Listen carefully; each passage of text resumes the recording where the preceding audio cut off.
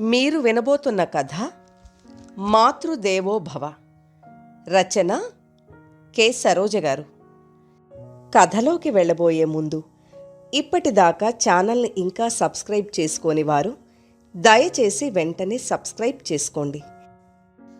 ఉదయం 7 గంటల సమయం. వేసవి ప్రారంభ చిహ్నంగా చెట్లు గడ్డి హరితవర్ణం దాల్చుతున్నాయి. గాయత్రి ఇంట్లోని డైనింగ్ హాల్లో ఒక పక్కగా ఉన్న కుండీలలోని చెట్లు 5 అడుగుల 8 అంగుళాల గాయత్రి కంటే ఎత్తుగా పెరుగున్నాయి. మేడ మీద నిద్రపోతున్న గాయత్రికి మేలుకొలుపు పాడి ఆమె లేచి క్రిందికి రాగానే, గాయత్రి అక్క, శుభోదయం అని ముద్దుగా పలికాయి. వాటిని దగ్గరకు తీసుకుని ముద్దాడింది. గాయత్రి కాలకృత్యాలు తీర్చుకుని వచ్చేసరికి ఆమె తల్లి సుమతీదేవి టేబుల్ మీద బ్రేక్ఫాస్ట్ సిద్ధంగా ఉంచింది. మల్లె కంటే తెల్లగా ఉన్న వేడివేడి ఇడ్లీలు, కారప్పొడి, నెయ్యి, కొబ్బరి చట్నీ ఎంతో నోరూరిస్తున్నాయి. సుధాకర్, రండి త్వరగా, ఇడ్లీ చల్లారిపోతోంది భర్తని కేకేసింది గాయత్రి. కూతురికి అల్లుడికి కొసరి వడ్డించింది సుమతి. ఆమె ప్రతిరోజు అట్లాగే వడ్డిస్తుంటుంది. అల్పాహారం ముగించాక తల్లికి పాదాభివందనం చేసి భర్తతో కలిసి ఆఫీసుకు బయలుదేరింది గాయత్రి. 8 గంటలకు గాయత్రి 9 ఏళ్ల కొడుకు వినయ్ వదన్, 7 ఏళ్ల కూతురు నవోదయ నిద్రలేచి అమ్మమ్మ అందించిన బ్రష్తో పళ్ళు తోముకున్నారు. చకచకా స్నానాలు చేయించి వాళ్లకు ప్రత్యేకంగా బ్రెడ్ టోస్ట్ చేసి తినిపించి పాలు తాగించింది సుమతి. ఇంతలో స్కూల్ బస్ వచ్చి ఇంటి ముందు ఆగింది. వాళ్ళిద్దరినీ బస్ ఎక్కించి బాయ్ చెప్పి తిరిగి లోపలికొచ్చింది. 2 సింకుల నిండా నిండిపోయిన అంట్ల గిన్నెలు మాకు విముక్తి కలిగించవమ్మా సతీ సుమతి అని ఆహ్వానిస్తున్నాయి. ఒక్కసారి నన్ను ఉపయోగించమ్మా అంటూ వ్యాక్యూమ్ క్లీనర్ అర్థిస్తోంది. మహాసాధ్వి, ఇనప గుగ్గిళ్ళు వండక్కర్లేదు కానీ మమ్మల్ని కాస్త కనిపెట్టుండు అన్నట్లుగా జంటగా కిలకిలమంటూ రెక్కలు జాడిస్తున్నాయి చిలుకలు. ఆ మాతృహృదయం పక్షుల వైపే మొగ్గింది. రెండర్రా రాము కాము అంటూ పంజరం తలుపు కొద్దిగా తెరిచి ప్రేమగా వాటి తల నిమిరి వాటికి ఆహారం అందించింది. ఆ స్పర్శకు ఏదో దివ్యానుభూతిని పొందుతూ, మాతృత్వంలోని మమకారాన్ని చవిచూస్తూ మౌనంగా ఉండిపోయాయి రాము కాము. కన్న తల్లిలాగే వాటికి ప్రేమానుభూతిని అందించి ముద్దాడి, తప్పదమ్మా మీకీ పంజరం, ఈ జన్మలో మీరు నా పిల్లలే అంది. ఇట్లా చిలకల్ని బంధిస్తే మరుజన్మలో కారాగారంలో బంధింపబడతారని పెద్దలంటుండేవారు. ఏమో, వచ్చే జన్మ సంగతి కదా. తనలాంటి సర్వసామాన్య వ్యక్తికి మానవ జన్మ వచ్చేనా? వచ్చెను పో. పూర్వజన్మ వాసన ఉంటుందా? ఏమిటో అర్థం లేని ఆలోచనలు. తనలో తనే నవ్వుకుంది సుమతి. తిరిగి తన గృహం కాని గృహం అయిన కూతురి గృహ నిర్వహణా విధిలో పడిపోయింది. చిలుకలు 2 అమ్మా అమ్మా అంటూ మరొకసారి రెక్కలు టపటపా కొట్టుకొని తమకేదో అర్థమైనట్లు మౌనం దాల్చాయి. సుమతి గుంటూరు జిల్లాలోని ఓ పల్లెటూరులో సామాన్య కుటుంబీకులైన నరసయ్య సీతమ్మల ద్వితీయ సంతానం. పెద్ద కూతురు సావిత్రికి 10 ఏళ్లకే వివాహం చేయడం, 13 ఏళ్లకే ఆమె భర్తకు గుండె ఆగిపోవడం, సావిత్రికి వైధవ్యం ప్రాప్తించడం జరిగిపోయాయి. ఇదెక్కడి ప్రారబ్ధమే సావిత్రి? యమధర్మరాజుతో పోరాడి తన భర్తని బ్రతికించుకున్న మహాసాధ్వి పేరు పెట్టుకుంటే నీ రాత ఇలా రగులుకుపోయిందేమే అంటూ కన్నీరు మున్నీరుగా ఏడ్చేవారు సీతమ్మ నరసయ్యలు. ఈ సంఘటనతో కాస్త తెలివి తెచ్చుకొని సుమతిని SSLC వరకు చదివించి అన్ని విధాలా అనుకూలుడనుకున్న గణపతిరావుతో ఆమె పెళ్లి జరిపించారు. నరసయ్య తెలుగు పండితుడు, పురోహితుడు కూడాను. సీతమ్మకు దైవ చింతన, ఆచార వ్యవహారాలు, సంస్కృతి సంప్రదాయాల పట్ల వల్లమాలిన అభిమానం ఉంది కానీ చాదస్తం మటుకు లేదు. వారి లక్షణాలేవి సావిత్రికి పట్టుబడలేదు కానీ సుమతికి మాత్రం తల్లిదండ్రుల రూపురేఖలు గుణగణాలే కాక వారి పద్ధతులు కూడా బాగా అలవడ్డాయి. ఒక్క మాటలో చెప్పాలంటే వారి ప్రతిరూపమే ఆమె. కాలం 2 వసంతాలను వెనక్కు నెట్టింది. సుమతికి గాయత్రి పుట్టింది. గణపతిరావు చేస్తున్న బ్యాంకు ఉద్యోగానికి రాజీనామా ఇచ్చి పోగాలం దాపురించిన వారు హితుల మాట వినరు. అన్న మిత్రలాభ సూక్తిని నిజం చేస్తూ మద్రాసు వెళ్ళి సినీ పరిశ్రమ ప్రారంభించాడు. అతను తీసిన సినిమా మంచు మందారం మంచులా కరిగిపోయి మందారంలా వాడిపోయింది. ఆంధ్రప్రదేశ్లోని ఏ ఒక్క థియేటర్లోనూ ఒక్క రోజుకి మించి ఆడలేదు. తీరని ధన నష్టం కలిగి అల్లరి పాలై అప్పుల పాలయ్యాడు. సుమతి అతి సహనంతో టీచర్ ట్రైనింగ్ పూర్తి చేసి ఉద్యోగం చేస్తూ ఎలాగో కుటుంబ పోషణ చేయసాగింది. కానీ లక్షల అప్పుల్లో మునిగిన గణపతి బాకీదారుల ఒత్తిడికి తట్టుకోలేకపోయాడు. అతని ఆరోగ్యం రోజురోజుకి దిగజారిపోసాగింది. విధి మరోసారి వారిని వెక్కిరించడమే కాదు, వారి పట్ల వక్రించింది. ఆమె తల్లిదండ్రులకు ఇది మరీ భరించరాని వేదనగా తయారైంది. ఏం చేయాలో పాలుపోలేదు. చివరికి అందరూ ఏకగ్రీవంగా తీర్మానించుకున్నారు. సుమతి దగ్గర, సీతమ్మ దగ్గర ఉన్న బంగారు మంగళసూత్రాలతో సహా అమ్మడం జరిగింది. సీతమ్మ మెడలో పసుపు కొమ్ము ధరించింది. నరసయ్య ఇంటిని కూడా అమ్మాడు. సావిత్రికి అత్తవారింటి నుండి సంక్రమించిన కొద్ది బంగారం, 4 ఎకరాల భూమి కూడా అమ్మి కొంతవరకు రుణ విముక్తులయ్యారు. కొందరు రుణదాతలు పాపం ఆడకూతురివి అంటూ జాలిపడి కొంతకాలం ఆగుతాం అని భరోసా ఇవ్వడంతో కొండంత భారం దిగినట్లు ఊపిరి పీల్చుకుంది సుమతి. అందరూ కలిసి ఒక చిన్న ఇంట్లో కాపురం ఉంటున్నారు. సీతమ్మ పెళ్లి వంటలకి కుదిరింది. నరసయ్య యథాప్రకారం పౌరోహిత్యం, సుమతి ఉద్యోగం చేస్తున్న స్కూల్లోనే ఆయాగా చేరి రాత్రిపూట అక్కడ ఒకరికి వంట చేసి పెట్టి ఇంటికి వచ్చాక మెట్రిక్ పరీక్షకి చదువుకుంటుండేది సావిత్రి. కాలం 17 గ్రీష్మాలను వెనక్కు తోసి 18వ గ్రీష్మంలో అడుగుపెట్టింది. నరసయ్య కాలం చేశాడు. సీతమ్మ దానికి ఎంతో సమీపంలో ఉంది. సావిత్రి కూడా మెట్రిక్ పాస్ అయ్యాక సెకండరీ గ్రేడ్ ట్రైనింగ్ అయి ఎలిమెంటరీ స్కూల్లో ఉద్యోగం సంపాదించింది. ఒక్కొక్క పువ్వు గుచ్చితే కాని మాల కాదు కదా.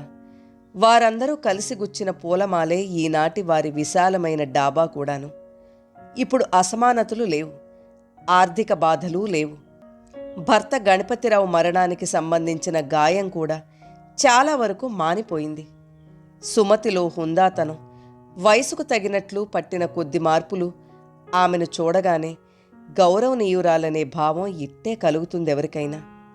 నిండా 40 ఏళ్లు లేని సుమతిని పెళ్లాడుతామని, గాయత్రిని తమ కుమార్తెగా స్వీకరిస్తామని వీరేశలింగం గారి బోధల వల్ల, అటు తర్వాత కన్యాశుల్క ప్రభావం వల్ల సంస్కరింపబడిన వంశోద్ధారకులు కొందరు ముందడుగు వేసి రావడం చూసిన సుమతి మన దేశంలో మార్పు వస్తోందని అమితంగా సంతోషించింది. తాను మాత్రం వివాహానికి సుముఖంగా లేనని తెలిపి వారిలో ఎవరికైనా అభ్యంతరం లేకపోతే తనకంటే 3 ఏళ్ల పెద్దదైన సావిత్రిని పెళ్లాడవచ్చునని చెప్పింది. అందులో సుబ్బారావు అనే వ్యక్తి ముందుకొచ్చాడు. అతను తాలూకా ఆఫీసులో గుమస్తా. సావిత్రి మొదట అభ్యంతర పెట్టిన తరువాత అంగీకరించింది. ఆ విధంగా వాళ్ల వివాహం జరిపించింది సుమతి. చెల్లికి నచ్చచెప్పడానికి ప్రయత్నించింది సావిత్రి. సుమతి ఒప్పుకోలేదు సరికదా. గాయత్రి తన జీవితానికి వెన్నెలని, తన కంటి వెలుగని, నీడ అని, కొండంత అండ అని, తనకు మరే అండ అవసరం లేదని ఖచ్చితంగా చెప్పింది. తన ప్రయత్నం విరమించుకుంది సావిత్రి. గాయత్రి BA పాస్ అయింది. ఆంధ్రపత్రిక దినపత్రికలో వధువు కావాలను ప్రకటన చూసి కూతురి కోసం అప్లై చేసింది సుమతి. వరుడు సుధాకర్ కెనడాలో డాక్టరేట్ చేస్తున్నాడు. వాళ్ళు రావడం, గాయత్రి నచ్చడం, ఆమె వీణానాదం వాళ్లను ముగ్ధుల్ని చేయడం అన్నీ చకచకా జరిగిపోయాయి. గాయత్రి చాలా చురుకైన పిల్ల. పెద్దల పట్ల వినయం, పిన్నల పట్ల అభిమానం కల మంచి మనసున్న అందమైన అమ్మాయి. చంద్రుడికో మచ్చలాగా ఆమెకు సహనం పాలు తక్కువ. కానీ సాధ్యమైనంత వరకు కంట్రోల్ చేసుకుంటుంది. సుమతి కూతురికి ఎప్పుడూ చెబుతుంటుంది, కోపం మానవ సహజం, కానీ చిన్నప్పుడు కంట్రోల్ చేసుకోవాలి. పెద్దయ్యాక కోపాన్ని అణుచుకోవడం కాదు, అసలు కోపం రాకుండా చూసుకోవాలి అని. సుధాకర్ సౌమ్యుడు. గాయత్రిని తప్ప మరెవర్నీ పెళ్లాడనని ఘంటాపదంగా చెప్పాడు కాబట్టే మధ్యతరగతి వారి సమస్య అయిన నిలువు దోపిడీ లేకుండా ఆ వేసవిలోనే వారి పెళ్లి వైభవంగా జరిగింది. కొన్ని శరదృతువులు గడిచిపోయాయి. స్టూడెంట్గా వచ్చిన సుధాకర్ గట్టి ప్రయత్నం చేసి ఇమిగ్రేషన్ కూడా తెచ్చుకున్నాడు. ఇప్పుడతను టొరాంటోలోని యార్క్ యూనివర్సిటీలో ఫిజిక్స్ టీచ్ చేస్తున్నాడు. గాయత్రి టొరాంటో వచ్చిన వెంటనే కంప్యూటర్ కోర్స్ తీసుకుని ప్రస్తుతం ఒక సంస్థలో కంప్యూటర్ ఆపరేటర్గా పనిచేస్తోంది. ఆమె మొదటిసారి గర్భిణిగా ఉండగానే తల్లిని స్పాన్సర్ చేసి పిలిపించింది. అప్పటి నుంచి కూతురికి, ఆమె సంసారానికి సేవ చేయడమే తన జీవిత పరమార్థంగా భావిస్తోంది సుమతి. గాయత్రి ఒక్క పని ముట్టుకోదు. అందంగా అలంకరించుకుని ఆఫీస్కు వెళ్ళి రావడంలో మటుకు ఎప్పుడూ ముందే ఉంటుంది. ప్రతిరోజు ఆఫీస్కు వెళుతూ తల్లి కాళ్లకు వినయంగా నమస్కరిస్తూ మాతృదేవోభవ అంటుంది. ఈ అలవాటు ఆమెకు బాగా చిన్నతనం నుండి వచ్చింది. అప్పుడు మాత్రమే ఆమె వంగుతుంది. ప్రతి శుక్రవారం సాయంత్రం సాయిబాబా భక్తులను భజన కమ్ భోజనానికి ఆహ్వానిస్తుంది. శనివారం నాడు సోషల్ గెట్ టుగెదర్ అంటూ మరో 10 మందిని ఆహ్వానిస్తుంది. ఆదివారం మటుకు తాము బయటకెళ్తారు. వెళ్లేది భారతీయుల ఇళ్లకైతే తల్లిని కూడా తీసుకెళ్తుంది. కెనడియన్ల ఇళ్లకైతే పిల్లలిద్దరినీ కూడా తల్లి దగ్గరే ఉంచుతుంది. ఆఫీసులో గాయత్రి స్నేహితులంతా ఆమె అందాన్ని అమితంగా పొగుడుతూ ఉంటారు. అసూయ పరులు మాత్రం ఆమెకేమి మహారాణి, అన్నీ అమర్చడానికి తల్లి, కొంగు పట్టుకు తిరిగే మొగుడు, పనా పాట, అందం తరిగిపోయే అవకాశమే లేదు సరికదా, రోజు రోజుకి 10 భాసిస్తోంది అనుకుంటారు. మరికొందరితో ఆమె చెబుతుంటుంది, మా అమ్మ లేకపోతే నేనేమీ చెయ్యలేను, షీఈజ్ ఎ గ్రేట్ హెల్ప్, ఆమె కూతురుగా జన్మించడమే నా అదృష్టం అని. అలాంటి కూతురు, గౌరవించే అల్లుడు, అమ్మమ్మ అమ్మమ్మ అంటూ క్షణం ఊపిరి తీసుకోనివ్వని మనవడు మనవరాలు. ఓహ్, ఇంతకంటే తనేం కోరుకుంటుంది కనుక? తన జీవితం ధన్యం అని మురిసిపోతూ, ఎవరికి ఏ వేళకు ఏం కావాలో గమనిస్తూ, పిల్లలకు కాకి కడవల దగ్గర నుంచి గాంధీ వరకు తెలుగులోనూ ఇంగ్లీష్లోనూ చక్కటి కథలు చెప్తూ వారి చిక్కు ప్రశ్నలను విడదీస్తూ ఆనందిస్తుంటుంది. ఒకనాటి సుమతి టీచర్, నేటి అమ్మమ్మ. కాలం ఎప్పుడూ ఒక్కలాగే ఉండదు. మార్పు సహజం. అయితే ఆ మార్పు ఎటువంటిది? ఎలాంటి వాటి మీద ఆధారపడి ఉంది? గత నెల నుండి సుమతికి ఎందుకో నిద్రమత్తుగా ఉంటోంది. అన్నం సహించడం లేదు. మునుపటిలా చురుగ్గా అనిపించడం లేదు. సహజంగా ఓర్పు అధికం కనుక ఆమె ఎవరికీ ఏమీ చెప్పడం లేదు. ఇదిలా ఉండగా ఆమె మనసు ఎలాగో అయిపోతోంది. చెప్పుకోదగిన కారణం లేకుండానే ఏడ్పొస్తోంది. వాష్రూమ్కి వెళ్ళినప్పుడు, షవర్ కింద ఉన్నప్పుడు ఆ నీళ్ల శబ్దంలో కలిసిపోయేలా గట్టిగా ఏడుస్తోందామె. ఆ రోజు సెప్టెంబర్ 11వ తేదీ. సుమతికి 50 సంవత్సరాలు నిండాయి. కూతురు, అల్లుడు, మనవలు, వారి మిత్రులు కలిసి భారీ ఎత్తున సుమతికి సర్ప్రైజ్ పార్టీ ఏర్పాటు చేశారు. ఆమె చేత పెద్ద కేక్ని కట్ చేయించి కుటుంబ సభ్యులంతా ఆప్యాయంగా తినిపించారు. పార్టీ హడావుడంతా ముగిశాక 12 గంటలకు అతిథులంతా వెళ్ళిపోయాక తన గదిలోకి వెళ్ళి వెంటనే నిద్రపోయింది సుమతి. అర్ధరాత్రి 2:30 గంటలకు ఆమె కానీ మరెవరు కానీ ఊహించని విధంగా సర్ప్రైజ్ ముంచుకొచ్చేసింది. ఆమె కుడికాలు, కుడి చెయ్యి చలనం లేకుండా అయిపోయాయి. లేవడానికి ప్రయత్నించింది. విఫలురాలైంది. దాహం వేసి మెళకు వచ్చింది. అయ్యో, ఇప్పుడెట్లా అనుకుంటూనే అతి ప్రయాసతో ఎడమ చేత్తో సైడ్ టేబుల్ మీదున్న మంచినీళ్లందుకుని తాగింది. తిరిగి లేవడానికి ప్రయత్నించింది. అప్పుడు తనే స్థితిలో ఉందో, వచ్చిన జబ్బేమిటో అర్థమైంది. పక్షవాతం వచ్చేసిందా? కుమిలి కుమిలి ఏడ్చింది. దీనికోసమే కాబోలు గత నెల రోజులుగా ఆ నలత. ఆమె పెదవుల మీద విరక్తిగా ఓ నవ్వు. ఆ సమయంలో కూతుర్ని, అల్లుణ్ణి లేపి ఇబ్బంది పెట్టడం ఇష్టం లేక తెల్లవారే వరకు రామనామంతో గడిపేసింది. యథాప్రకారం తెల్లగా తెల్లవారింది. కెనడా ప్రత్యేకతది. ఇంగ్లండులాగా మబ్బుదేశం కాదు అని ఎన్నోసార్లు అనుకునేది సుమతి. కానీ ఈ తెల్లవారడానికి గతానికి ఎంత వ్యత్యాసం! మరొకసారి విరక్తిగా నవ్వుకుందామే. ఆ రోజు ప్రతిరోజులాగా చిలకలు కిలకిలమనలేదు. 10 గంటలకు గాయత్రి నిద్రలేచింది. ఇల్లంతా కళావిహీనంగా ఉంది. డైనింగ్ టేబుల్ ఖాళీగా ఉంది. రాము కాము ఆమెకు శుభోదయం పలకలేదు. గాయత్రికి ఎక్కడిలేని విసుగు వచ్చింది. తల్లి కోసం చూసి తిరిగి మేడ మీదకు వెళ్ళిపోయిన గాయత్రి అవాక్కైపోయింది. సుమతి నోట్లోంచి నురుగొస్తోంది. గాయత్రి హడావుడిగా భర్తను లేపింది. సుధాకర్ లేచి అంబులెన్స్కి ఫోన్ చేశాడు. అది సెంటినరీ హాస్పిటల్. సుమతిని స్ట్రెచర్ మీద లోపలికి తీసుకెళ్లారు. డెస్క్ దగ్గర నిలబడి ఓహిప్ నెంబరు, పేషెంట్ వివరాలు రిసెప్షనిస్ట్కి చెప్పింది గాయత్రి. సుమతికి ప్రాణాపాయం ఏమీ లేదని, బ్లడ్ ప్రెషర్ అధికమయ్యి హఠాత్తుగా ఇలా పక్షవాతం వచ్చిందని డాక్టర్ తేల్చారు. 4 రోజుల అనంతరం సుమతిని ఇంటికి తీసుకొచ్చారు. పరిస్థితి కొంత నయమే అయినా ఆమె కాలు చెయ్యి పూర్తిగా ఆమె స్వాధీనంలోకి రాలేదు. ఎలాగో కష్టపడి తన పనులు తాను చేసుకోగలుగుతోంది. కూతురికి భారం కాకూడదని ముందులాగా వంటలు వార్పులు చేయలేకపోవడంతో గాయత్రి విసుగు కోపం పరాకాష్ఠనందుకుంటున్నాయి. రోజూ ఆఫీస్కు ఆలస్యమైపోతోందని ఒకటే సణుగుడు. ఆ కోపంలో పిల్లల్ని బాధేస్తోంది. ఆమె ఇంతకాలం నీకోసమే జీవించి నీ కుటుంబానికి తన రక్తం ధారపోసింది. ఇప్పుడు ఆమెకు సేవ చేయాల్సిన బాధ్యత నీకుంది. ఉద్యోగం మానేసినంత మాత్రాన కొంపలేం మునగం చెప్పాడు సుధాకర్. ఆమె స్నేహితులు కూడా అదే విషయం చెప్పారు. అందువల్ల ఫలితం లేకపోగా వాళ్లందర్నీ శత్రువులుగా పరిగణించింది. గాయత్రికి ఇంకా పెద్ద ఇల్లు కొనాలని, అందుకుగాను తను మరొక ఉద్యోగం కూడా చెయ్యాలని కోరిక. ఆమె ఊహలెప్పుడూ $1 బిలియన్ భవనం చుట్టూ పరిభ్రమిస్తుంటాయి. సుధాకర్ని కూడా మరొక ఉద్యోగం చెయ్యమని పోరు పెడుతుంది. కానీ ఈ చిన్న ఇల్లు చాలు మనకు, ఒక్క ఉద్యోగం చాలు అని ఆమె మాటలు పట్టించుకోడు సుధాకర్. మరో 2 ఏళ్లు గడిచాయి.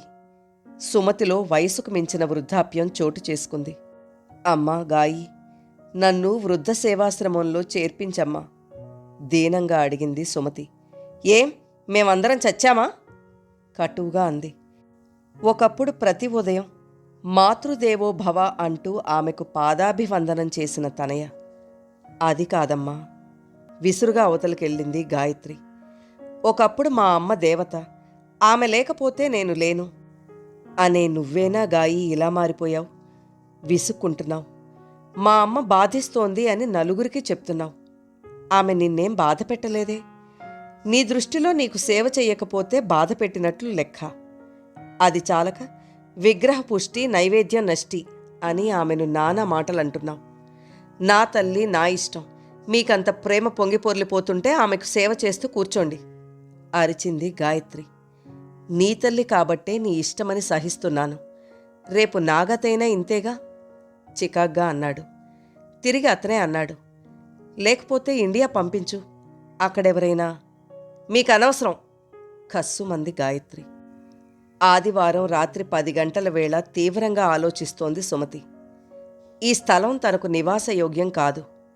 అనురాగం ఆత్మీయత లభించని ఈ చోట తనొక్క నిమిషం కూడా ఉండలేదింక. ఈరోజు మధ్యాహ్నం పక్కింటామె సహాయంతో చూసిన వృద్ధ సేవాశ్రమం బాగానే ఉంది. తిండికి బట్టకు కొరత లేదు, కాని కొరవడేది ప్రేమ ఆప్యాయతే. అదే విషయం అక్కడివారు చెప్పింది కూడాను. ఇక్కడ బిడ్డను ఎన్నో కష్టనిష్ఠూరాల కూర్చి ప్రేమించి లాలించి సేవ చేస్తుంది. ఆ బిడ్డ పెరిగి పెద్దదై తన బిడ్డలను చూసుకోగలదు, కాని మంచాన పడిన తల్లికి చేతనైన సేవలు చేసే శక్తి ఎంతమంది బిడ్డలకుంటుంది? ఎవరి విషయం ఎట్లా ఉన్నా తన రక్తం పంచుకుని పుట్టిన గాయత్రికి మాత్రం ముమ్మాటికి లేదు. అది స్పష్టంగానే తెలుస్తోంది. గాయత్రిలో భారతీయ లక్షణాలు నానాటికి మరుగున పడిపోతున్నాయి. ప్రేమ స్థానంలో కాఠిన్యం చోటు చేసుకుంటోంది. అది ఆమె తప్పు కాదేమో, లేకపోతే తన తప్ప? ఏమో ఏమో డాలర్ల వ్యామోహంలో పడి కన్న తల్లితో గంటసేపు గడిపితే కనీసం $5 నష్టం అని అనుకుంటున్న వ్యక్తి తన కూతురు. ఇదా తను కోరుకున్న శేష జీవితం? నిట్టూర్చింది సుమతి. లాభం లేదు. తను ఏదో ఒక నిర్ణయం తీసుకోవాలి. తన గాయత్రికి తనిప్పుడు హౌస్ కీపర్గా పనికిరాదు. కావలి కుక్కలా కూడా కాదు. కనీసం పంజరంలో పక్షిలా కూడా కాదు. ఎంత భారమైపోయింది తన బతుకు. ధారాపాతంగా వర్షించాయి ఆమె కళ్ళు. ఆ కన్నీటికి అరికట్టే ప్రయత్నం చేయలేదామె. సుమతి, సుమతీదేవి. తన పేరు తనే స్మరించుకుంది 2-3 సార్లు. అర్ధరాత్రి ఆమెకి మళ్లీ పక్షవాతం వచ్చింది. కాని అప్పటికే ఆమె తీసుకున్న నిర్ణయం తాలూకు ఛాయలు ముఖం మీద చిరునవ్వులు తెప్పించాయి. శ్రీరామ జయరామ అనుకుంటూ భగవంతుడికి నమస్కరించింది. ఎంతో కష్టం మీద ఎడం చేత్తో మంచినీళ్ల గ్లాస్ అందుకుంది. సోమవారం ఉదయం ఆఫీసుకు వెళ్లబోతూ తల్లి గదిలోకి వచ్చిన గాయత్రికి నోట మాట రాలేదు. సుమతీదేవి ప్రాణాలు ఏ తెల్లవారుజామునో ప్రకృతిలో లీనమైపోయాయి. ఇంతలో సుధాకర్ వచ్చాడు. అతనెక్కువ ఆశ్చర్యపోలేదు. ఇటువంటిదేదో జరుగుతుందని ఊహిస్తూనే ఉన్నాడు. గాయత్రి ప్రవర్తన సున్నిత హృదయులెవరైనా తట్టుకోలేరని అతనికి బాగా తెలుసు. అందులోనూ గాయత్రి ఆ తల్లికి విధించిన శిక్ష, మానసిక క్షోభ ఏ మాతృహృదయం తట్టుకోగలదు? సుధాకర్ కళ్ళు చెమర్చాయి. పిల్లలిద్దరూ అమ్మమ్మ అమ్మమ్మ అంటూ మీద పడబోతుంటే యువతలకి లాక్కొచ్చాడు. అప్పుడతని కంటపడింది 60 నిద్రమాత్రల సీసా. ఈవిడ ఇన్ని మాత్రలెక్కడివి? ఓ గాడ్! డాక్టర్లు నిద్ర కోసం ఇచ్చినవన్నీ కలిపి దాచుకున్నట్లుంది. మెల్లిగా నిట్టూర్చాడు. తరువాత సుమతీదేవి అంతిమయాత్రకి సన్నాహాలు జరిగాయి. అది స్కార్బరోలోని ఒక ఫ్యూనరల్ హోమ్. అన్ని ప్రక్కల ఒక క్రమంలో కుర్చీలు, సోఫాలు అమర్చి ఉన్నాయి. గుమ్మానికి ఎదురుగా గోడ ప్రక్కగా ఒక పెద్ద టేబుల్ మీద రంగురంగుల కార్నేషన్ పూలగుత్తులు, వివిధ రకాల చేమంతి, గులాబీ పూలగుత్తులు అందంగా అమర్చి ఉన్నాయి. సుమతీదేవి భౌతిక కాయం అందంగా అలంకరించబడి సుగంధ పరిమళాలు వెదజల్లుతూ కెనడియన్ల పద్ధతిని అనుసరించి ఆ పూలగుత్తుల పక్కగా కాఫీన్లో ఉంచబడింది. మరొకసారి చూడాలనిపించేంత కళగా ఉందా మృతదేహం. ఆ కళేబరాన్ని చూసే నిమిత్తం వెళ్ళిన వారందరూ 1కి 4 సార్లు చూసెళ్తున్నారు. మన ఇండియాలో అయితే ఇలా ఉండదు. ఎంతో భయంకరం. ఎవరి నోట విన్నా ఇదే మాట. ఆ తర్వాత ఆ కాఫీని మరొక హోంకి తరలించారు కారులో. మిగిలిన కార్లన్నీ అనుసరించాయి.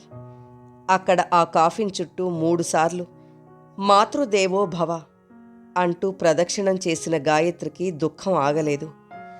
ఆ హోంలో పనిచేసే వ్యక్తి ఒక బటన్ నొక్కాడు. ఆ కాఫీన్ క్రిందికెళ్ళిపోయింది.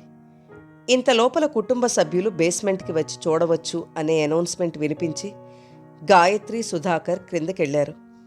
వాళ్లు చూస్తుండగానే సుమతీదేవి దేహం మంటల్లో మల్లెపువ్వులా మాడి మసైపోయింది. గాయత్రికి మరోసారి దుఃఖం పొరలు వచ్చింది. తనే రాక్షసిలా ప్రవర్తించింది. ఇప్పుడు అనుకునేం లాభం? దోసిట్లో ముఖం దాచుకుని వెక్కి వెక్కి ఏడ్చింది గాయత్రి. ఒక్క నిమిషం మౌనం వహించిన సుధాకర్ అనునయంగా ఆమె భుజం తట్టాడు. గంట తరువాత ఇంటికి చేరుకున్న గాయత్రిని ఏదో ఒంటరితనం, భీతి ఆవహించాయి. భర్త, పిల్లలు ప్రక్కనే ఉన్నా తనేదో ఎడారిలో ఉన్నట్లుంది. అమ్మ వచ్చి 13 ఏళ్లయింది. ఈ ఇంట్లో, ఇక్కడే. అయ్యో! పిచ్చిగా జుట్టు పీక్కుంది గాయత్రి. పంజరంలోని చిలకలు 2 గిలగిలా తన్నుకుంటున్నాయి.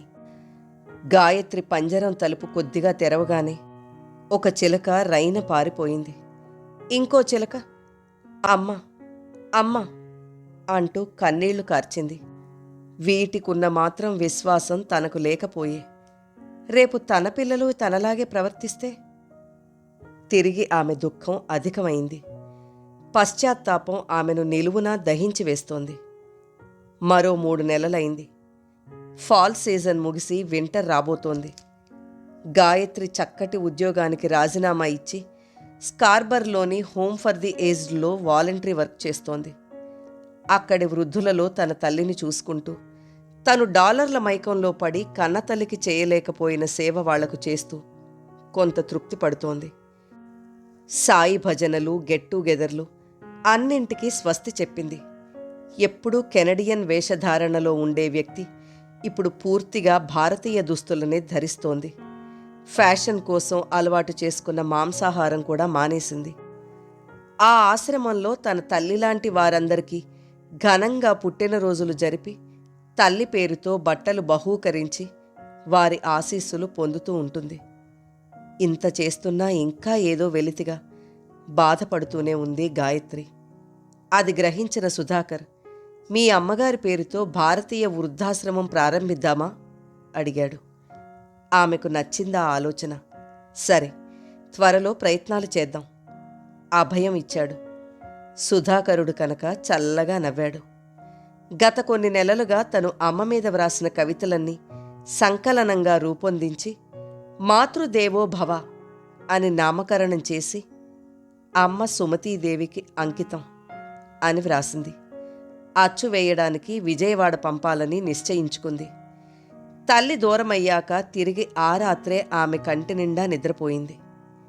పంజరంలో మిగిలిన ఒంటరి చిలక అమ్మ అమ్మ అంటూ అవకాశం వస్తే తను పారిపోయేందుకు ప్రయత్నిస్తోంది. కథ నచ్చితే లైక్ చేయండి. మీరు లైక్ చేయడం వల్ల మరింత మందికి ఈ కథలు చేరతాయి.